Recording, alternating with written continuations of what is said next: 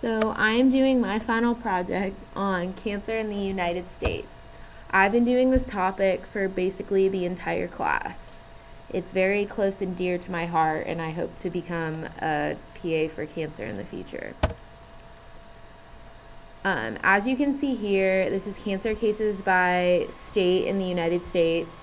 The larger dots indicate larger cases of cancer, larger amounts of cancer in the state. Smaller dots have less cases and are in states that don't have as high of a population. Here is a graph depicting female cancer cases by state.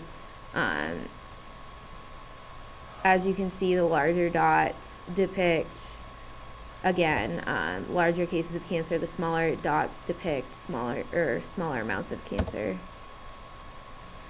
Cancer cases by state yet again, but depicted in a bar graph, and all of these are just every state in the United States. Here's cancer cases in the southeastern U.S., which is what I did my Google Earth presentation on.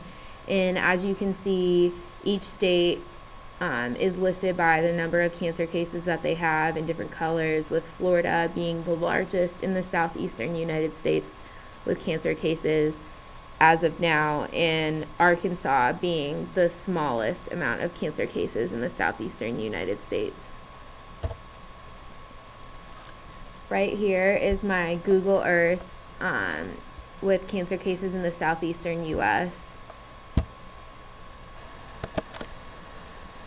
So I'm doing my presentation about cancer cases in the southeastern United States.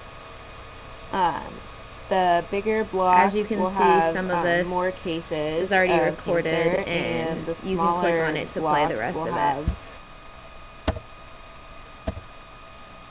Lastly, I have my 123D model that I created of an American Cancer Memorial.